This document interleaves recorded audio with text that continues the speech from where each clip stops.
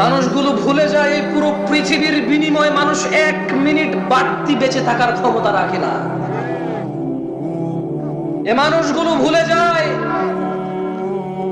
একটা 4 ফিট 2 ইঞ্চি উচ্চতার পুরুষ অথবা নারী এ পুরো পৃথিবীর সম্পদ দিয়ে 1 ইঞ্চি উচ্চতা বাড়ানোর ক্ষমতা রাখে না।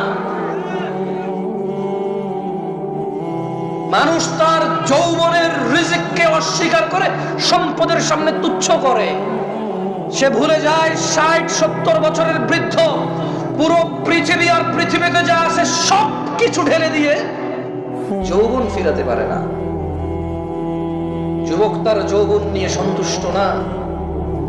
বৃদ্ধ তার এই যে 30-40-50 পর্যন্ত অন্যায় অপরাধ করেছে, এখন একটু নামাজ রোজা হজ যাকাত ভালো মন্দ কথাবার্তা নেক আমাল করে, সে যে 70 বছর বেঁচে আছে এটা যে তার জন্য বড় নিয়ামত, সেটাকে তুচ্ছ মনে করে।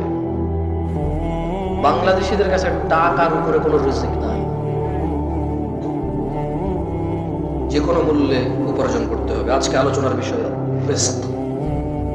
যদিও আমার ইসলামের সবগুলো বিষয়ের প্রতি, ইসলামের মোটামুটি অনেক বিষয় আমার জানাই নাই, যেগুলো জানি খুবই সামান্য জানি। এর মধ্যে ওমা তৌফিক ইল্লা বিল্লাহ, আল্লাহ যতটুকু সামর্থ্য দেয় নিজের মতো করে কোরআন ও সুন্নাহ আপনাদের সামনে তুলে ধরার চেষ্টা করব রিজিক নিয়ে। আল্লাহ সুবহানাহু ওয়া তাআলা বলেন কোরআনুল কারীমে, আউযু বিল্লাহি মিনাশ শাইতানির রাজীম, ওয়ামা খালাকতুল জিন্না ওয়াল ইনসা ইল্লা লিয়াবুদুন। আর আমি সৃষ্টি করেছি জিন এবং মানুষ এজন্যই যে যাতে তারা কেবল আমি আল্লাহর ইবাদত করে। মা উরিদু মিনহুম মির রিজক ওয়া মা উরিদু আন ইউতঈমুন।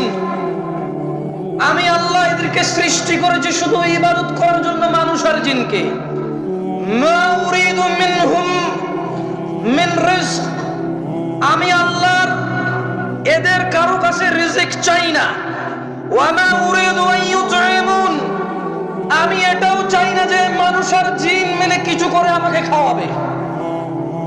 ওয়া মা খালাকতুল জিন্না ওয়াল ইনসা ইল্লা লিয়াবুদুন, আমি মানুষ আর জিনকে সৃষ্টি করেছি ইবাদতের জন্য, কেউ আমাকে রিজিক দেবে অথবা আমাকে খাওয়াবে। আচ্ছা, একটা কথা বুঝুন তো, এখানে আল্লাহ প্রথমে রিজিক বললো, পরে খাওয়াম বললো, তার মানে ইসলামে খাওয়া দাওয়াকে রিজিক বলে না, তাআম বলে। কি বলে? আরবিতে খাওয়া দাওয়াকে তাআম বলে। কি বলে? বাট রিজকের অংশ। কিসের অংশ? জামা কাপড়কে লিবাস বলে। কি বলে?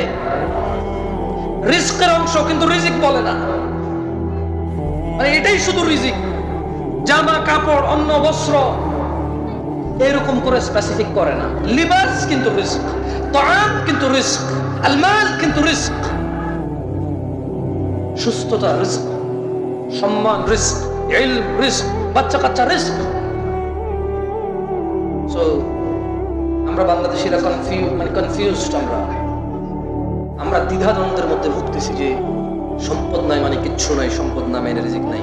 আল্লাহ বলেন ইন্নাল্লাহা হুয়ার রাজ্জাকু যুল কুওয়াতিল মাতিন, নিশ্চয় তিনিই তো রিজিক দাতা, প্রবল শক্তিধর পরাক্রমশালী। তাহলে আল্লাহ মানুষ আর জিনকে কেন সৃষ্টি করেছে? আল্লাহ কি মানুষ থেকে মানে তাআম, খাদ্য এবং রিজিক চায়? কি জন্য সৃষ্টি করেছে আল্লাহ? তিনি চায় আমরা কি করি? খাদ্য আর রিজিক তো উনি চায় না। এরপরে বলছে ইন্নাল্লাহা রাজ্জাকু যুল কুওয়াতিল মাতিন, নিশ্চয়ই তিনি আল্লাহ, নিশ্চয়ই আল্লাহ তিনি তো রিজিক দাতা এবং প্রবল শক্তিধর মহা পরাক্রমশালী। দিনী ভাইরা, আপনি যতই চুরি দাড়ি ডাকাতি মারামারি রাহাজানি হত্যা খুন গুম দুর্নীতি সুদ ঘুষ, আপনি পৃথিবীর যত অন্যায় অবলম্বন করেন না কেন, রিস্ক নির্ধারিত। আপনি আপনার নিজের রিজিক নিজে চুরি করেন, ডাকাতি করেন, ঘুষ খান, সুদ খান, অন্য কারো খাইতে পারেন না, এগুলো নির্ধারিত আল্লাহর পক্ষ থেকে। তিনি ভাইরা, আপনি যে চুরি ডাকাতি ঘুষ সুদ অন্যায় অবিচার অত্যাচার করে শুধু ধনাঢ্য হতে চান, আপনাকে একটা কথা বলে রাখি, মায়ের পেটে থাকা অবস্থায় রিজিক লিপিবদ্ধ হয়ে যায়। চুরি ডাকাতি করে বাড়ানো যায় না, হালাল পথে থাকলে কারো কমে যায় না। মায়ের পেটে থাকা অবস্থায় রিজিক লিপিবদ্ধ হয়ে যায়। ভাইরা আমার, আল্লাহ নবী সাল্লাল্লাহু আলাইহি ওয়াসাল্লাম বলেন, ইয়াবআতুল্লাহু মালাকান ফায়ু'মারু বিআরবা'a, আল্লাহ একজন ফেরেশতাকে প্রেরণ করেন, তাকে চারটি ব্যাপারে লিপিবদ্ধ করার জন্য নির্দেশ প্রদান করেন। আল্লাহ সুবহানাহু ওয়া তাআলা বাচ্চা যখন মায়ের পেটে থাকে, একজন ফেরেশতাকে কি করেন? তিনি প্রেরণ করেন। ফেরেশতা চারটি বিষয় নির্ধারণ করে। কয়টি বিষয়? চারটি বিষয়। ফেরেশতা তার নির্ধারণ করে দেন তার রিজিক এবং তার জীবনকাল, মানে সে কতদিন বাঁচবে, তার সুখ ও দুঃখ, অর্থাৎ নেককার নাকি বদকার হবে সে। কয়টি জিনিস লিপিবদ্ধ করে মায়ের পেটে? কয়টি? প্রথমে, মাইকে সাউন্ড বেশি, আপনারা কি বুঝেন না? কথা কি পরিষ্কার বোঝা যায়? কয়টি জিনিস লিপিবদ্ধ করে? প্রথম, তারপর আবার পড়ে শুনে কেমন? খায়েন না ভাই, খাওয়ার জন্য এই দেশে জিনিসের অভাব নেই। ওয়াজ খেয়ে ফেলিয়েন না, কেমন? খাওয়ার জন্য জিনিসের অভাব নাই। কনসেন্ট্রেশন করার চেষ্টা। দেখেন, you are few of people. আমি বলবো না যারা চলে গেছে তারা খারাপ, কারণ কারো কালকে ডিউটি আছে, কারো কালকে কোথাও অ্যাপয়েন্টমেন্ট আছে, কারো শারীরিক দুর্বলতা আছে, কারো মানসিক দুর্বলতা আছে, কারো অপারগতা আছে, কেউ শীতের জামা কাপড় নিয়ে আসে নাই, কেউ দূর দূরান্ত থেকে আসছে। আমি বলবো না যে কেন চলে গেছে সবাই ভালো না, এটা ঠিক না। তবে আপনারা একটু ভেবে দেখেন, আপনারা কারা হচ্ছেন? তারা আজকের এই প্রোগ্রামকে শেষ করে যাবেন চিন্তা করেছেন, যারা আজকে এই প্রোগ্রামের পরিপূর্ণ কল্যাণের অপেক্ষা করছে, আশা করছে, রাত 11:30টায় যদি আপনি কোথাও বসে থাকেন দিন শেখার জন্য, এরপরে যদি মনোযোগ না দেন, আপনার চাইতে বোকা মানুষ, লসকারী, ক্ষতিগ্রস্ত আমি তো আর কাউকে দেখি না। আমার বলার ধরনে ভুল থাকতে পারে, আমার বলার ধরন এত আকর্ষিত নাও হতে পারে, অ্যাট্রাক্টিভ নাও হতে পারে। তবে দেখেন, আমি কোরআন সুন্নাহ থেকে কথা বলবো, সুন্দর করে গুছায়। আপনার মন মতো না হলো দেখেন আপনি শিখতে পারেন কিনা। রাসূলুল্লাহ সাল্লাল্লাহু আলাইহি সাল্লাম বলেন, আল্লাহ সুবহানাহু ওয়া তাআলা একজন ফেরেশতাকে প্রেরণ করেন, তাকে চারটি, আমাদের এই কি ডাল চাল দিয়ে খেলাধুলা হচ্ছে,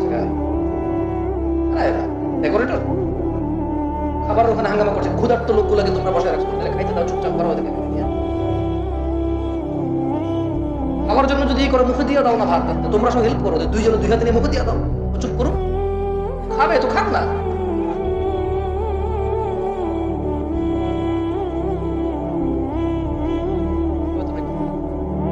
খাওয়া নাইলে মানুষ খাওয়ালে চুপচাপ করে খাওয়া, বলো যে চিল্লাবে তার নাই, বলো না। রাসূলুল্লাহ সাল্লাল্লাহু আলাইহি ওয়াসাল্লাম বলেন, আল্লাহ সুবহানাহু ওয়া তাআলা একজন মালায়েকাকে প্রেরণ করেন চারটি বিষয়। কয়টি বিষয়? চারটি ব্যাপারে লিপিবদ্ধ করার জন্য আল্লাহ সুবহানাহু ওয়া তাআলা একজন ফেরেশতাকে প্রেরণ করেন। প্রথমে ওর রিজিক লিপিবদ্ধ করে, 2 জীবনকাল কতদিন বাঁচবে তা লিপিবদ্ধ করে, 3 সুখ দুঃখ, সুখ 4 দুঃখ, অর্থাৎ সে নেককার বা বদকার তা লিপিবদ্ধ হয়ে যায়। সুবহানাল্লাহ ওয়া বিহামদিহি। কয়টি বিষয়? 1 2 3 4। আমরা যে দুঃখ পাই, ব্যথিত হই, আমরা যে স্যাড হই, সেটাকে কি বলে? এটাকে বলে বিষণ্ণতা। কি বলে এটাকে? মানে আমরা যে বিষণ্ণ হই, আমাদের যে মন খারাপ হয়, মন উদাসীন হয়, মন ছোট হয়, খারাপ হয়, ভীতু হয়, এগুলো সব লিপিবদ্ধ। আলহামদুলিল্লাহ আলা কুল্লি হাল, সর্ব অবস্থায় কার প্রশংসা? কার? আল্লাহর প্রশংসা।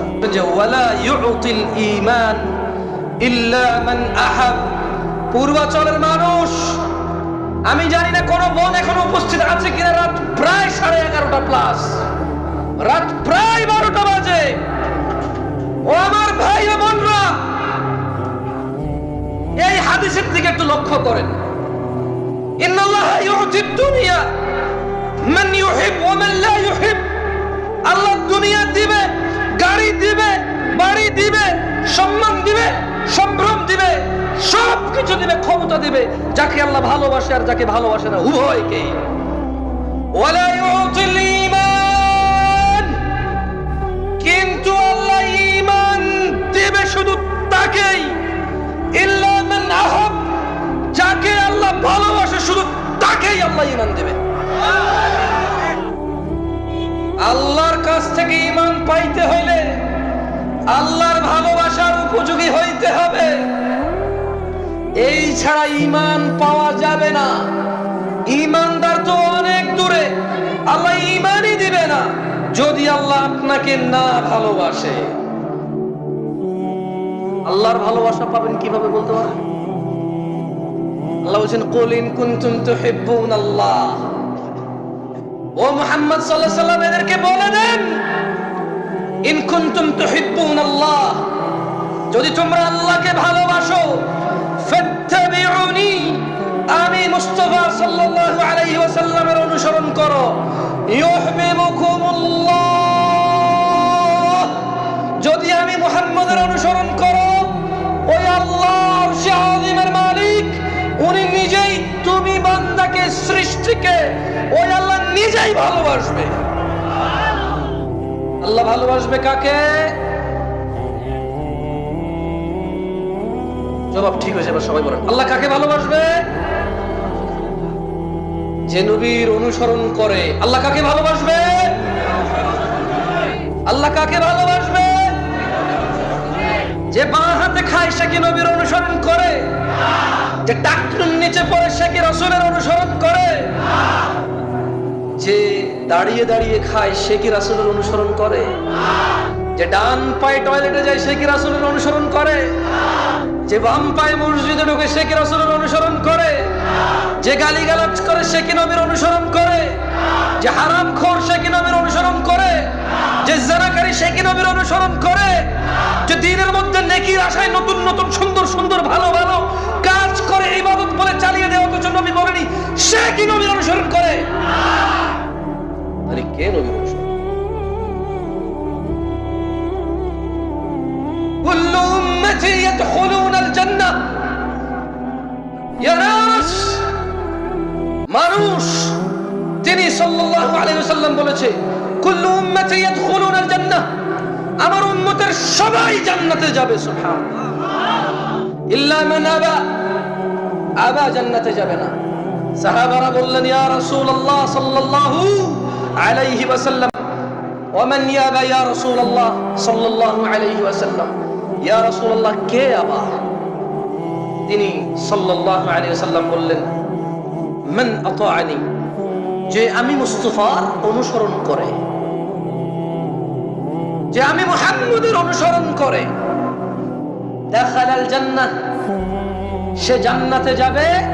ওয়া মান আসানি, যে আমাকে অনুসরণ করে না, প্রত্যাখ্যান করে, যে আমাকে মেনে নেয় না, আমার মতো করে না, সে হচ্ছে আবা। ওয়া মান আসাবাহু আবা, যে আমার অনুসরণ করে না। আচ্ছা, দাড়ি যে কাটছেন কার অনুসরণ বলতে পারেন? দাড়ি কাটা কার অনুসরণ? ওই যে ছেলে ছিঁড়া প্যান্ট পরে আসছে কার অনুসরণ? এই যে এখানে ছেলে এখান দিয়ে চুল এমনি কাটছে কার অনুসরণ? এই যে ছেলে 7 number 8 number 10 number 11 number jersey ছাড়া পরবে না কার অনুসরণ? এই যে 10-12টা মানুষ একটা কিছু একটা নিয়ে ঘুরলো, কিছু একটা করলো, 11 কোটি 12 কোটি মানুষ টিভিতে মাঠে ঘাটে বসে বসে দেখে, কার অনুসরণ? আচ্ছা এবার আসেন তো, মায়ের পেটে কয়টি জিনিস লেখা হয়? 1 নাম্বার, 2 নাম্বার আয়া জীবনকাল, কি কাল? জীবন। হচ্ছে 3 নাম্বার, 4 নাম্বার আল্লাহ দুনিয়া কাকে কাকে দিবে? সবাই বলতে কে? বেশি হয়েছে, আমি আরো সুন্দর করে প্রশ্ন। আল্লাহ দুনিয়া দিবে যাকে, আর যাকে ওকে। ঈমান দিবে কাকে? ঈমান দিবে কাকে? ঈমান কে দেয়? আল্লাহর ভালোবাসা পাবে কে? মাশাআল্লাহ, মুমতাজ। এটা হলো সব বক্তব্য মুখস্থ হয়ে গেছে না ওদের? এখন পর্যন্ত যা যা বলছে ওদের কিন্তু মুখস্থ হয়ে গেছে, মানে হুকুম মুখস্থ হয়ে গেছে। হাদিস মুখস্থ না হলে হুকুম কি হয়েছে? এই দরকার আমাদের। আমরা চাই আমরা কথা বলবো, আপনি যদি হাদিস এবং কোরআনের আয়াত মুখস্থ না করতে পারেন কিন্তু যা বলেছি এটার হুকুম আপনি মুখস্থ করবেন, আদেশ এবং নিষেধগুলো আপনি মুখস্থ করবেন। আল্লাহ আমাদেরকে তৌফিক দান করুন। একটা হাদিস বলি আপনাদেরকে, আরেকটা হাদিস বলি, কেমন? বিরক্ত হচ্ছেন না তো? ঠিক আছে, আপনাদেরকে বসতে বলবো না। কেন বলবো না? সুবিধা দাঁড়ায় থাকে, হয়তো বসতে বসতে আপনার পা ব্যথা হয়ে গেছে। আমার ওরকম হয়, আমার এসে বসলে পায়ের উপর পা তুলে দিই, আবার নামাই, আবার এক পা চেয়ারের উপর তুলে দিই, মানে দীর্ঘক্ষণ বসতে এরকম হয়। It's okay, totally fine, but কথা মনোযোগ দিয়ে শুনতে হবে। কি দিয়ে শুনতে হবে? মনোযোগ দিয়ে শুনতে হবে। বাকি উঠেন, দৌড়ান, বাদাম খান, বুট খান, কিচ্ছু যায় আসে না আমার। আল্লাহ নবী সাল্লাল্লাহু আলাইহি ওয়াসাল্লাম বলতেছে যে উহাদ্দিসুকুম হাদীসান ফাহফাযুহু। আল্লাহ নবী বলছেন যে আমি তোমাদের একটি কথা বলছি, তোমরা তা মুখস্থ রাখবে। কে বলেছে? কে বলেছে? সাল্লাল্লাহু। কয়টি কথা বলবে? আমরা কি করতে হবে? আবার খাই বলছেন, আরে আপনি খান নাই ভাই, কেউ কেউ খাইছে। ওকে, আমি আবার জিজ্ঞেস করি। আল্লাহ নবী সাল্লাল্লাহু আলাইহি ওয়াসাল্লাম বললেন উহাদ্দিসুকুম হাদীসান ফাহফাযুহু, আমি তোমাদের একটি কথা বলছি, তোমরা তা মুখস্থ রাখবে। তাহলে একটি কথা কে বলছে? আল্লাহ নবী সাল্লাল্লাহু আলাইহি ওয়াসাল্লাম। কয়টি কথা বলছে? কি করতে বলছে এটা? কি করতে বলছে এটা? তিনি সাল্লাল্লাহু আলাইহি ওয়াসাল্লাম বললেন ইন্নামাদ দুনিয়া লিআরবাআতি নাফর। ও আমার উম্মতরা, আচ্ছা এইভাবে উনি বলেনি, আমি বলছি। ওকে, তিনি এভাবে সাল্লাল্লাহু আলাইহি ওয়াসাল্লাম বলেনি, উনি তো সাহাবাদের বলছেন। কাকে বলছেন? উনি কাকে বলছেন? সাহাবাদের। কিন্তু আমরা ওনার কি? উম্মত। আমরা কি? আমরা ওনার সাহাবা, আমরা কি? উম্মত। তিনি ওনার সাহাবাদের মাধ্যমে, সাহাবাদের প্লাসে কিয়ামত পর্যন্ত যত মানুষ এই পৃথিবীতে আসবে সবার জন্য সমান বিধান, সবার জন্য সমান বিধান। তিনি বলছেন যে উহাদ্দিসুকুম হাদীসান ফাহফাযুহু, আমি তোমাদের একটি কথা বলছি, তোমরা তা মুখস্থ রাখবে। আর তিনি সাল্লাল্লাহু আলাইহি সাল্লাম বললেন ইন্নামাদ দুনিয়া লিআরবাআতি নাফর, নিশ্চয় দুনিয়া চার প্রকার মানুষের জন্য। নিশ্চয় এই পৃথিবী চার প্রকার মানুষের জন্য। নিশ্চয় এই পৃথিবী কয় প্রকার মানুষের জন্য? নিশ্চয় এই পৃথিবী চার প্রকার মানুষের জন্য। আবিদিন রাযাকাহুল্লাহু মালান ওয়া ইলমা, আল্লাহ তাআলা যে বান্দাকে ধন, সম্পদ ও ইলম দান করেছেন হলো এক প্রকার। এই পৃথিবী কয় প্রকার মানুষের জন্য? একজন বান্দা যাকে আল্লাহ ধন, সম্পদ ও জ্ঞান দান করেছে, এটা কয় প্রকার? একজন বান্দাকে আল্লাহ কি দিয়েছে? ধন, সম্পদ এবং ইলম। একজন বান্দাকে আল্লাহ কি দিয়েছে? ভাই আমি একলা কষ্ট করতে হবো না, বাঙালি হলে হিংসু, আমার ভিতরে হিংসা আছে। আমি কোন চিল্লাই চিল্লা আপনি বয়ে বয়ে আরাম করে শুনবেন কে? এত আরাম কি লেগে? আমার লোক না, আমি কোথায় আপনার বলে। আজকে ওয়াজ বক্তা একজন হবে না, আজকে বক্তা সবাই আমরা ইনশাআল্লাহ। ওকে, সঙ্গে সঙ্গে বলিয়েন, দেখবেন মুখস্থ হয়ে যাবে ইনশাআল্লাহ। আবারও বলছি, যদি হাদিস মুখস্থ না থাকে হুকুম মুখস্থ হয়ে যাবে। কি মুখস্থ হবে? মানে এটা নিষেধ অথবা আদেশটা আপনি বুঝে চলে আসবে, যাতে আপনি আপনার বাচ্চাকে নিষেধ করতে পারেন, এটা করিও না, এটা আল্লাহ নবী নিষেধ করছেন। হয়তো আপনি বলতে পারবেন না আরবি বাংলা মিলায়, বুঝেন নাই? হাত পাইগুলো নড়ে, এটাও আপত্তি, ক্যামেরা যারা দেখেন, সরি। আল্লাহ নবী সাল্লাল্লাহু আলাইহি ওয়াসাল্লাম কয়টি কথা মুখস্থ রাখতে বলেছে? একটি। কয়টি? এই দুনিয়াতে কত প্রকার মানুষের জন্য পৃথিবী? কত প্রকার? এক প্রকার কি? সম্পদ এবং, বেশি জোরে বলিয়েন না তাহলে গলা ভেঙে যাবে। সবাই বলিয়েন, আস্তে আস্তে বলিয়েন, সমস্যা নেই, কেমন? সবাই বলিয়েন, আস্তে আস্তে বলিয়েন।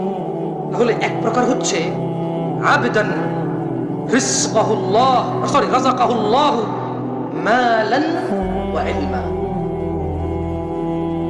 আল্লাহ তাআলা যে বান্দাকে ধন, সম্পদ এবং ইলম দান করেছে, সুবহানাল্লাহ, ফাহুয়া ইয়াত্তাকি ফীহি রাব্বাহু ওয়া ইয়াসিলু ফীহি রাহিমাহ।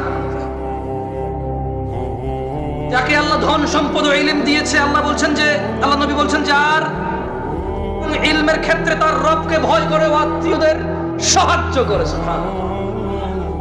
তাহলে পৃথিবী চার প্রকার মানুষের জন্য। কয় প্রকার মানুষের জন্য? এক, আল্লাহ একজনকে সম্পদ দিছে, ইলম দিছে। এখন সে কি করে? সে ইলম দিয়ে আর সম্পদ দিয়ে আল্লাহকে ভয় পায়। কাকে ভয় পায়? মানে এই টাকা দিয়ে সে সিনেমার টিকিট কেনে না, টাকা দিয়ে সে কি করে না? সিনেমার টিকিট। এ টাকা দিয়ে সে মদ গাঁজা কিনে না, এই টাকা দিয়ে সে কাউকে মারবে, গাইলাবে, অপদস্থ করবে, জুলম অত্যাচার করবে, সেটা কি করে না। সে এই টাকার ক্ষেত্রে সে কি পায়? তাকে রবকে তাকে। এবং সে এই টাকা আত্মীয় স্বজনকে হেল্প করে, সে সম্পদ দিয়ে কি দিয়ে সম্পদ হেল্প করে? সে আত্মীয় স্বজনকে কি করে? সে ফুফিদের সম্পদ কারা কারা দেন নাই? হ্যাঁ, এগুলো সব গরিব মানুষ আমার মতো। একবার নামাজের পর দেখো মানে কোন জায়গায় কনসার্ট চলতেছে, কোন জায়গায় একটু পয়সা নির্জনে অথবা হোটেলে বসে একটু গাঁজা মাজা খাওয়া যায়। সরি, সব বড় লোক বলছি না ভাই, গরিব একটু গিলাস খায় ভাই। যার কাছে পয়সা আছে সেই ইয়াবা গাঁজা খায়, যার কাছে পয়সা নাই পুরান মজা শুনে দেখি। জানতেন আগে আমি রিসেন্টলি দেখেছি, আমি অনেক জায়গায় কথাটা বলেছি, তখন আমি